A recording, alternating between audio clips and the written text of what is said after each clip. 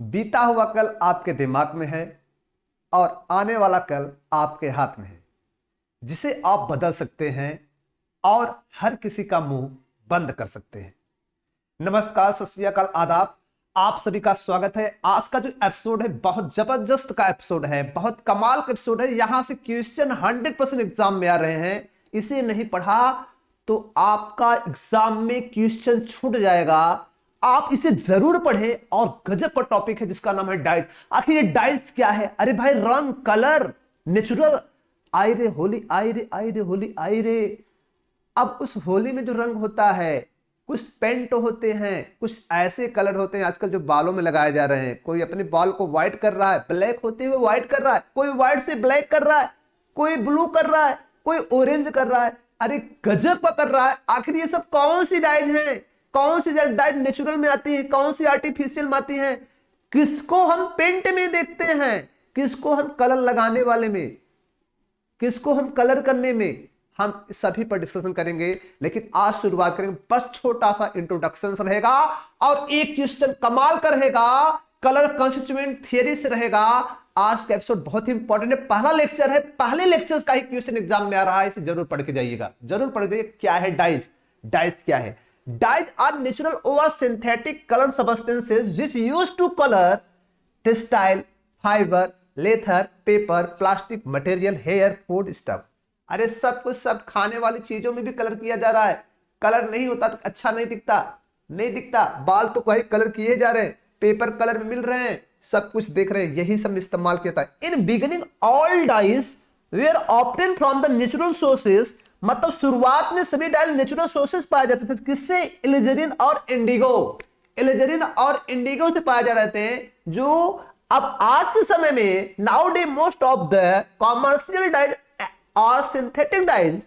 इन 1856 first commercial dyes prepare Perkin. Perkin कमाल के scientist थे जिन्होंने प्रिपेयर किया था, जिसका नाम था मैविन।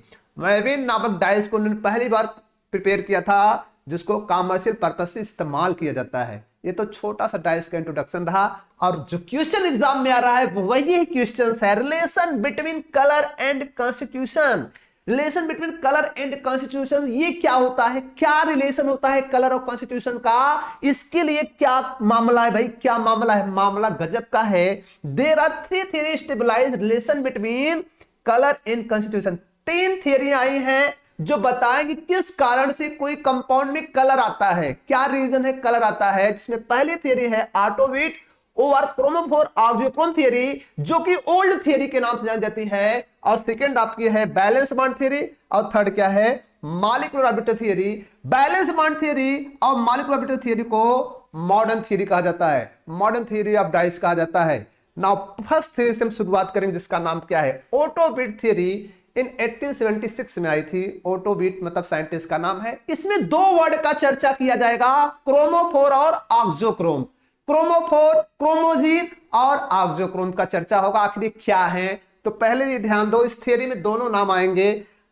Organic compound, an organic compound appear colour when it's contain unsaturated group. कोई भी ऑर्गेनिक कंपाउंड कलर तभी अपीयर करेगा भाई। लाइट अपीयर करने के लिए क्या अपीयर तभी करेगा जब उसके पास क्या होगा? अनसैचुरेटेड ग्रुप होगा, आर कॉल्ड क्रोमोफोर। उस अनसैचुरेटेड ग्रुप को क्या कहते हैं? क्रोमोफोर कहते हैं। जैसे वो अनसैचुरेटेड ग्रुप में कौन कौन हो सकता है? नाइट्रो हो सकता है, NO2, N2 जिसको एजो कहते हैं, NO nitroso, C double bond S, thiocarbonyl and carbonyl. उसके साथ साथ एल्कीन होगा, कार्बन डबल बॉन्ड कार्बन, वो भी क्या आता है? आपका क्रोमोफोर में कंसीडर किया जाता है। And the compound containing the chromophoric group is called as chromogen. मतलब हमारे कहने का सिंपल तरीका यह है कि एज्यूम कर लो जिस कंपाउंड में, एज्यूम कर लो जिस कंपाउंड में, मान लो ये क्या है कंपाउंड आपका? अगर मैंने कहा ये कंपाउंड आपका क्या है? बेंजीन है। मान लो नाइट्रोबेंजीन में कर रहा हूं, ये नाइट्रोबेंजीन है, NO2 है। तो NO2 तो बताओ अनसैचुरेटेड ग्रुप होगा, कार्बन कार्बन डबल बॉन्ड भी अनसैचुरेटेड ग्रुप होगा। तो ये पूरा जो कंपाउंड होगा वो कंपाउंड किस में आएगा? क्रोमोजीन में आएगा। किस में आएगा? क्रोमोजीन में आएगा। मतलब नाइट्रोबेंजीन क्रोमोजीन है और उसमें नाइट्रो ग्रुप और कार्बन कार्बन डबल बॉन्ड और नाइट्रो ग्रुप, ये सब क्या है? ये दोनों क्या है?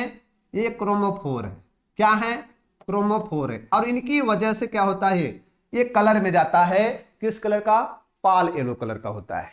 ठीक है, अब यहां पर हो गया, और ये पूरा कंपाउंड हमारा क्या होता है, chromo chromo chromo chromo chromo chromo chromogen, chromogen होता है। तो क्रोमोफोर क्रोमोजीन शायद समझ में आ गया होगा। फिर कह रहा है ऑन इंक्रीजिंग कॉन्जुगेशन, गजब की बात कह रहा है, गजब की बात कह रहा है। On increasing conjugation of double bond then increases colour deepen, मतलब अगर जितना ज्यादा कॉन्जुगेशन बढ़ेगा उसमें कलर में उतना डीपेन आएगा। इसका मतलब क्या है, इसका मतलब ये होता है कि जब कॉन्जुगेशन बढ़ता है तो रेजोनेंस एनर्जी बढ़ेगी, अब जब रेजोनेंस एनर्जी बढ़ती है तो एनर्जी का जस्ट इनवर्स क्या होता है, वेवलेंथ होता है। क्या होता है, वेवलेंथ होता है। तो एनर्जी बढ़ेगी, रेजोनेंस एनर्जी बढ़ेगी तो क्या होगा, वेवलेंथ घटे। बोलो, एनर्जी बढ़ी तो वेवलेंथ घटा। तो यहां पे प्रश्न क्या होता है कि जो टर्म बोला गया, तो फिर क्या कहना चाह रहा है, on increases conjugation of double bond then increases colour deepen. Example में बीटा कैरोटीन, बीटा कैरोटीन कैसा होता है, ऑरेंज रेड कलर का होता है, जो कि आप देखते हैं गाजर में दिखता है, पके हुए पपीते में दिखता है। वो इतना सुंदर मधुर क्यों दिखता है, उसका रीजन होता है बीटा कैरोटीन की वजह से इतना सुंदर दिखता है। और बीटा कैरोटीन में कितने बताओ पाए जाते, बीटा कैरोटीन यही आपको दिख रहा है, जिसमें क्या होता है 11 क्रोमोफोरिक ग्रुप होते हैं, मतलब carbon double bond carbon count करोगे तो कितने पाए जाते हैं, 11 पाए जाते हैं। 1 2 3 4 5 6 7 8 9 10 11, जिसकी वजह से इसमें कॉन्जुगेशन इतना ज्यादा बढ़ जाता है कि इसका जो रेंज होता है, इसका जो रेंज होता है वो 400 नैनोमीटर से अप हो जाता है। और 400 नैनोमीटर से लेकर 800 नैनोमीटर तक इस नैनोमीटर का रेंज होता है विजिबल रीजन होता है। क्या होता है, विजिबल रीजन, जिससे वो हमें क्या होता है, किसी पार्टिकुलर कलर में हमें सीन होने लगता है। और जिसका इस रेंज से कम होता है वो अल्ट्रावायलेट में होता है। क्या होता है, अल्ट्रावायलेट होता है। अगर मैं कहूं क्या इसमें कोई कलर दिखेगा, क्या इसमें कोई कलर दिखेगा, अरे कहां से कलर दिखेगा भाई, इसका जो रेंज होता है वो होता 175 नैनोमीटर, ये तो कलरलेस होगा। आप कहोगे डबल बॉन्ड तो है सर जी, अरे भैया है लेकिन कॉन्जुगेशन तो कम है ना। तो बताओ कौन, बीटा कैरोटीन में कितना होता है, 400 नैनोमीटर से अप होता है। अबाउट जो होता है 438 नैनोमीटर होता है बीटा कैरोटीन का रेंज, जिसकी वजह से वो हमें बहुत खूबसूरत कलर दिखाई पड़ता है, ऑरेंज रेड कलर का बहुत। और जिसकी वजह से जो पके हुए फल होते हैं अच्छे दिखते हैं, पपीते हो, गाजर, ये सब जो आपको दिख रहे हैं। चलो देखते हैं, आगे बढ़ते हैं, सीरीज को आगे बढ़ाते हैं, आखिर और क्या कह रहा है। Now listen, there are certain groups which themselves are not chromophore, but presence of chromophore become deep color. Such group are called oxychrome. बहुत सारे ऐसे ग्रुप्स होते हैं, सिंपल भाषा में समझ लो, जो अनसैचुरेटेड होते हैं वो क्रोमोफोर होते हैं। और ऐसे ग्रुप जिनके पास क्या हो, एटलीस्ट लोन पेयर हो, क्या हो, लोन पेयर वाले ग्रुप जो होते हैं वो ऑक्सोक्रोम होते हैं। और ऑक्सोक्रोम स्वतः कलर नहीं देते, लेकिन क्रोमोफोर के साथ आने पर वो कलर देना शुरू कर देते हैं। वही चीज बता रहा है, there are certain group which themselves are not chromophore, मतलब कोई कलर नहीं देते, but presence of chromophore become deep colour. Such group are called auxochrome. जैसे कि आपका बोलो एल्कोहल है, एमीन है, ये सब बताओ, क्या इनके पास लोन पेयर नहीं होता, लोन पेयर होता ना। इसके कुछ एग्जांपल हम आपको, एग्जांपल में देखो, बेंजीन है, बेंजीन जो होता है कलरलेस होता है। क्या होता है, कलरलेस होता है। देखो इसमें कार्बन कार्बन डबल बॉन्ड है कि नहीं, क्रोमोफोर है। पाल येलो कलर का होता है कौन, नाइट्रोबेंजीन, जिसमें क्या है, दो क्रोमोफोरिक ग्रुप है, एक क्या है बताओ, नाइट्रो है, NO2 है, और एक क्या है, कार्बन कार्बन डबल बॉन्ड है। ये क्रोमोफोरिक ग्रुप है, क्रोमोफोरिक ग्रुप है। और पूरे कंपाउंड को क्रोमोजीन कहेंगे। लेकिन जैसे ही एटलीस्ट वन लोन पेयर वाला इसमें जोड़ दिया गया तो इसका कलर क्या हो गया, ऑरेंज कलर का हो गया, जिसका नाम है पैरा नाइट्रो एनिलीन। ये एनिलीन हो गया पूरा, और पैरा क्या हो गया, नाइट्रो हो गया। मींस क्या हो गया, ये ग्रुप किसका काम कर रहा है, ये काम कर रहा है ऑक्सोक्रोम का। ये कौन है, ऑक्सोक्रोम है, ये ऑक्सोक्रोम है। ये कौन है, ये भैया है क्रोमोफोर है, क्रोमोफोर है। और ये double bond carbon carbon double bond भी क्या है, क्रोमोफोर है। और इस पूरे को क्या बोलोगे, ये क्रोमोफोर, ये क्रोमोफोर, ये क्रोमोफोर है। अब पूरा क्या है, पूरा क्या है, पूरा क्या है, क्रोमोजीन, क्रोमोजीन, ये पूरा क्रोमोजीन है। जैसे बीटा कैरोटीन क्रोमोजीन है, उसमें जो 11 डबल बॉन्ड है, अल्टरनेट पे जो डबल बॉन्ड लगे हैं वो क्या है, वो क्या है, क्रोमोफोर है। क्या है, क्रोमोफोर है। चलो आगे बढ़, अब हम लोग एक नेक्स्ट थ्योरी पर डिस्कशन करेंगे, सेकंड थ्योरी पर आते हैं। सेकंड थ्योरी क्या है, बैलेंस बॉन्ड थ्योरी, जिसको मॉडर्न थ्योरी में कंसीडर किया जाता है। आखिर इस थ्योरी का क्या लॉजिक है, ये गजब की लॉजिक को इंडिकेट करेगा। इसके लॉजिक को बस आपको जानना होगा, क्या कहना चाहते हैं। According to this theory on increasing resonance, valence bond theory में रेजोनेंस की बात होगी। अगर रेजोनेंस बढ़ेगा तो ये थ्योरी कहती है कि जिस भी मॉलिक्यूल्स के अंदर रेजोनेंस बढ़ रहा है तो उसका लैम्डा वेवलेंथ बढ़ेगा। अब जब वेवलेंथ बढ़ेगा तो सबको पता है अल्ट्रावायलेट से कहां जाना शुरू करेगा, कहां जाना शुरू करेगा, विजिबल में। और जो जितना ज्यादा विजिबल के करीब होगा उसमें उतना अच्छा कलर आना सीन होगा, क्योंकि अल्ट्रावायलेट और विजिबल की बात होती है। तो चलो देखते हैं क्या कह रहा है। Increases wavelength, longer wavelength absorption और bathochromic shift over red shift, whereas shorter wavelength absorption और hypsochromic shift over blue shift. मतलब होता क्या है कि जैसे जूम कर लो, मैं सिंपली आपको बता देना चाहूंगा, मैं आपको सिंपली बताना चाहूंगा, आप बस सिंपल वर्ड में समझते रहें कि सिंपली बताना क्या चाह रहा हूं। जिसमें रेजोनेंस बढ़ेगा, अगर रेजोनेंस बढ़ेगा, रेजोनेंस बढ़ने से लैम्डा की वैल्यू बढ़ेगी। शॉर्ट में डायरेक्ट समझ लें, resonance is proportional to lambda, lambda max. Lambda max क्या इंडिकेट करता है, ये ध्यान दें कि जो आपका यूवी विजिबल स्पेक्ट्रोस्कोपी होती है उसमें इंडिकेट यही किया जाता है कि जो लैम्डा मैक्स होता है, ये लैम्डा मैक्स है, जिसको ग्राफ में ऐसे इंडिकेट किया जाता है। और एक होता है ई मैक्स, यहां पर जो होता है बैथो होता है, और यहां पे क्या होता है, हिप्सो होता है। हिप्सो का लैम्डा मैक्स कम होता है, बैथो का ज्यादा होता है। जैसे विब्ग्योर में वायलेट का लैम्डा कम होता है, आर का ज्यादा होता है। आर का क्या होता है, 800 नैनोमीटर होता है, और वायलेट का 400 नैनोमीटर होता है। बस वही चीज है, बैथो जो होता है रेड में होता है क्योंकि इसका ज्यादा होता है, हिप्सो क्या होता है, ब्लू में होता है। तो बस वही समझ लें कि जिसमें जितना ज्यादा रेजोनेंस होगा उसका लैम्डा उतना ज्यादा होगा, और जिसका लैम्डा ज्यादा होगा किधर शिफ्ट होगा, बैथो साइड शिफ्ट होगा। तो बस ये समझ ले, दो कंपाउंड दिए गए हैं, जैसे ये क्या CH2 एथिलीन है, और ये क्या है 1,3 ब्यूटाडाइन है। देख ले 1,3 ब्यूटाडाइन है, तो बताओ रेजोनेंस किसमें ज्यादा होगा। अगर हम इसमें रेजोनेंस की बात करेंगे, ये तो एक रेजोनेंस देगा। ये रेजोनेंस का रूल क्या है, डबल सिंगल डबल, ऐसा हो तो डबल सिंगल डबल में क्या होता है, सबको पता है कि यहां पर रेजोनेंस एक ही बन सकता है। ये डबल्स क्या होगा, लोन पेयर में जाएगा। तो बताओ यहां क्या होगा, CH2 हो जाएगा, negative charge single bond CH2, ये क्या हो जाएगा, पॉजिटिव चार्ज, ये हो जाएगा। लेकिन इसमें तो ढेर सारे रेजोनेंस बनेंगे, बोलो बनेंगे कि नहीं, बताओ। ये क्या होगा, π2 लोन पेयर, बोलो बनेगा कि नहीं। तो π2 लोन पेयर, इसमें देखो एक रेजोनेंस ये बन गया, CH2 सिंगल CH हो गया। यहां पे रेजोनेंस ज्यादा होगा, यहां रेजोनेंस ज्यादा होने की वजह से, ये रेजोनेंस ज्यादा होने की वजह से ये नेगेटिव क्या हो गया, पॉजिटिव। अभी रेजोनेंस और बढ़ेगा,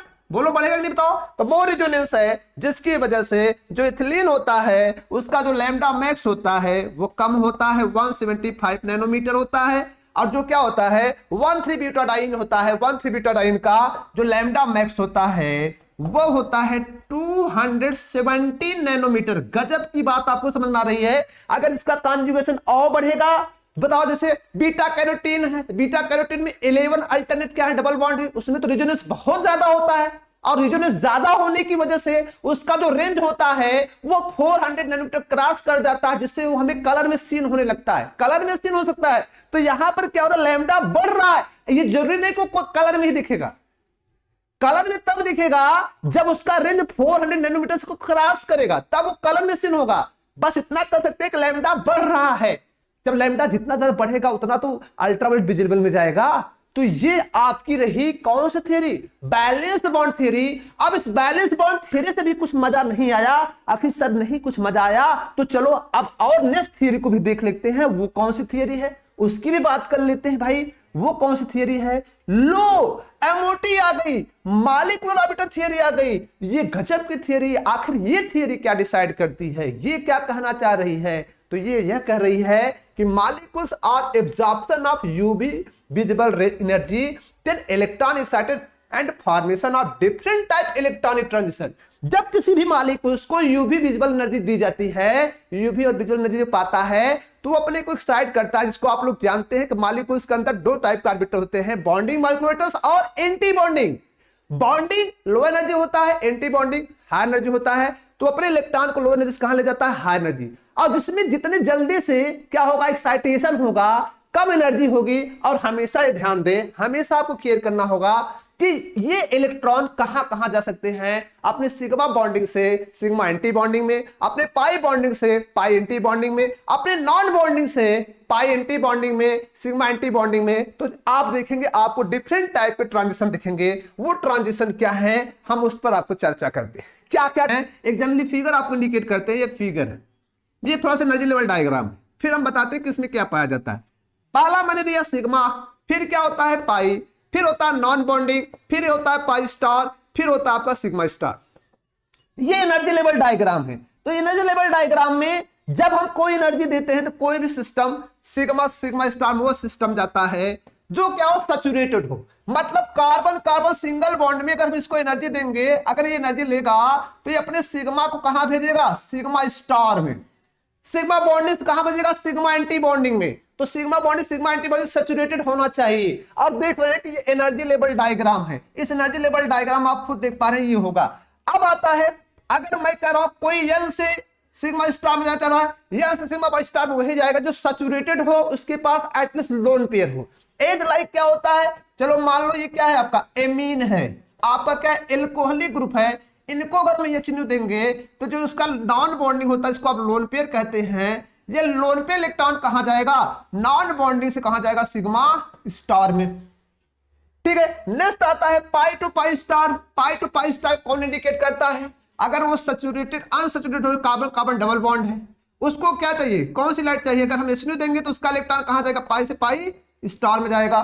ठीक है, फिर नेक्स्ट होता है N to pi star. N to pi star वाले जो कंपाउंड्स होते हैं वो कार्बोनिल होते हैं। कार्बोनिल होते हैं जिसमें पाई भी हो और लोन पेयर भी हो। देखो लोन पेयर भी हो, पाई हो। ये कौन सा सोच करता है, यहां पर होता है N to pi star transition. ये ट्रांजिशन शो किए जा रहे हैं, ये एनर्जी है। इसमें सबसे ज्यादा एनर्जी पर कौन काम कर रहा है बताओ, सिग्मा टू सिग्मा स्टार। और हमें पता है कि जो एनर्जी होती है वो वेवलेंथ का उल्टा होती है।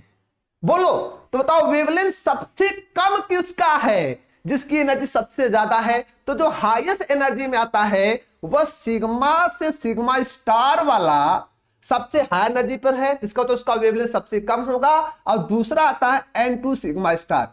इनका जो रेंज होता है, ये जो काम करते हैं, इनका जो वेवलेंथ होता है इन ट्रांजिशनों का अल्ट्रा पर होता है, यूवी पर होता है। और जिसकी वजह से ये कलरलेस होते हैं। ये ट्रांजिशन इनके कलरलेस होने के रीजंस क्या है कि यूवी में होते हैं, इनमें ट्रांजिशन तो होगा, यूवी पर ये काम करते हैं। किस पे काम करते हैं, यूवी रीजन में काम करते हैं। Sigma two sigma star, N2 sigma star किस पे काम करते हैं, यूवी रीजन पे काम करते हैं। और जो दो आ रहे हैं, कौन कौन आ रहे हैं बताओ, पाई टू पाई स्टार और N2 पाई स्टार। अब आप खुद समझ सकते हैं सबसे कम एनर्जी में है। देखो सबसे कम एनर्जी में क्या है, N2 पाई स्टार सबसे कम एनर्जी में है। अगर एनर्जी सबसे कम है तो लैम्डा क्या होगा, सबसे ज्यादा होगा। ये जो होते हैं ये किस पे काम करते हैं, यूवी में ही करते हैं। लेकिन जब इनमें कॉन्जुगेशन बढ़ जाता है, कॉन्जुगेशन बढ़ने की वजह से ये यूवी से अपने क्या करते हैं, जब कॉन्जुगेशन बढ़ेगा तो एनर्जी बताओ क्या होगी, एनर्जी रेजोनेंस ज्यादा होगा। जब रेजोनेंस ज्यादा होगा तो लैम्डा बढ़ेगा, और जब लैम्डा बढ़ता है तो ये अपने यूवी रीजन से किस में जाना शुरू कर देते हैं, विजिबल में। बोलो किस में जाना शुरू करते हैं, विजिबल। जिसका मतलब pi to pi star, N2 pi star किस रीजन में काम करना शुरू कर देता है, विजिबल से। अगर कॉन्जुगेशन जितना ज्यादा होगा उतना वो विजिबल में जाएगा। और ये वाले किस में होते हैं, यूवी रीजन में होते हैं। अब हम आपको दूसरा प्रश्न करेंगे, सर ऐसा क्या हुआ 1,3-ब्यूटाडाइइन में लैम्डा ज्यादा बनता है लेकिन एथिलीन में कम बनता है, इसका क्या रीजन है। आप मॉलिक्यूलर थ्योरी पढ़ेंगे तो उसमें क्या होता है, जो एथिलीन होता है इसके पास 2 कार्बन होते हैं, 1 पाई बॉन्ड होता है, 2 पाई इलेक्ट्रॉन होते हैं। 2 अगर क्या है 1 पाई बॉन्ड है तो आप ये कह सकते हैं पाई का क्या होगा, एंटी पाई होगा। तो यहां पे मैं बताना चाहूंगा इसमें 2 है, एक बॉन्डिंग दूसरा क्या है एंटी बॉन्डिंग। एक बॉन्डिंग दूसरा क्या है एंटी बॉन्डिंग, ये जूम कर लो, बॉन्डिंग और दूसरा क्या है एंटी बॉन्डिंग। इसके बीच में क्या है नॉन बॉन्डिंग, इसको हम बोलते हैं होमो। होमो का मतलब होता है हाई ऑक्यूपाई मॉलिक्यूलर ऑर्बिटल, जिसको हम कहते हैं बॉन्डिंग मॉलिक्यूलर्स।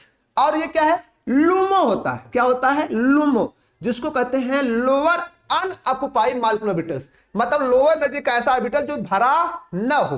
तो अब बताओ, इसमें 2 इलेक्ट्रॉन्स होंगे, एक पाई में कितने इलेक्ट्रॉन, 2 होंगे। तो यहां पे जब हम एनर्जी इसको देंगे तो ये इलेक्ट्रॉन कितनी एनर्जी लेगा, 175 नैनोमीटर की एनर्जी लेता है। तो कहां जाता है, अपने होमो से कहां जाएगा, लूमो में। जब होमो से लूमो में जाता है तभी तो इसका अरेंजमेंट चेंज होता है। तभी तो ये बताओ, एक क्लॉक था, ये क्या हो गया, मान लो क्लॉक या एंटी क्लॉक किसी में जा सकता है। तभी तो इसको बोलते हैं ट्रांजिशन, अरेंजमेंट चेंज होना, ऐसा कुछ होता है। तो बताओ कितने पर पड़ता है, 175 पर। लेकिन यही चीज 1,3 ब्यूटाडाइन में अगर देखा जाए तो 1,3 ब्यूटाडाइन में कितने पाई होते हैं, बताओ, 2 पाई बॉन्ड होते हैं, जिसमें हम कह सकते हैं पाई इलेक्ट्रॉन कितने हो जाते हैं, 4 हो जाते हैं। 4 होने की वजह से इसमें क्या होते हैं, दो बॉन्डिंग और 2 क्या होते हैं, एंटी बॉन्डिंग हो जाते हैं। 2 बॉन्डिंग और 2 क्या हो जाते हैं, एंटी बॉन्डिंग हो जाते हैं। इसकी वजह से 2 बॉन्डिंग हो जाएंगे, 2 क्या हो जाएंगे, एंटी बॉन्डिंग। अब ध्यान दें, इस बॉन्डिंग एंटी बॉन्डिंग देखा जाए, 2 इलेक्ट्रॉन ये हो गए, 2 इलेक्ट्रॉन ये हो गए, ठीक है। और यहाँ क्या, नॉन बॉन्डिंग। अब मैं कहना चाहूंगा कि बताओ इसमें कौन सा ऐसा बॉन्डिंग ऑर्बिटल है जो क्या है, हाई ऑक्यूपाई, मतलब हाई एनर्जी में है।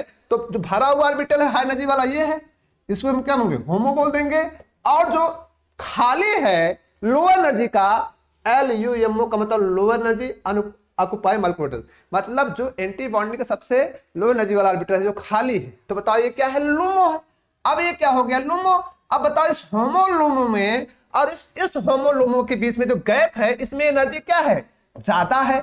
बोलो एनर्जी ज्यादा है, और जिसकी वजह से क्या हो गया, लैम्डा कम हो गया। अभी हमने पढ़ा एनर्जी की यूनिवर्सली क्या होता है, लैम्डा होता है। लेकिन इसमें एनर्जी क्या होती है, बताओ, कम होती है। और एनर्जी कम होने की वजह से इसको जो हम एनर्जी देंगे, कितनी एनर्जी देंगे, अगर इसको हम hν देते हैं तो वो लगभग देते हैं कितना, 217 नैनोमीटर की एनर्जी जब देते हैं तो ये अपने होमोस कहां जाता है, लूमो में। कहां जाता है, होमोस कहां जाता है, लूमो में। तो बताओ इसका लैम्डा ज्यादा क्यों है, क्योंकि होमो लूमो का जो एनर्जी गैप है वो क्या है, कम है। एनर्जी गैप कम होगा तो लैम्डा ज्यादा होगा। लेकिन यहां पर होमो लूमो में एनर्जी गैप क्या होता है, ज्यादा होता है। इसको शार्ट भाषा में और समझ लो, इसको बीएमओ कहते हैं, इसको क्या बोलते हैं, ABMO कहते हैं। इसको साई 1 से दिखा रहे हैं, इसको किससे दिखाते हैं, साई 2 से। 2 कार्बन रिस्पेक्ट में इसको किससे दिखाते हैं, साई 1, ये क्या है, साई 2, ये क्या है, साई 3, ये क्या है, साई 4।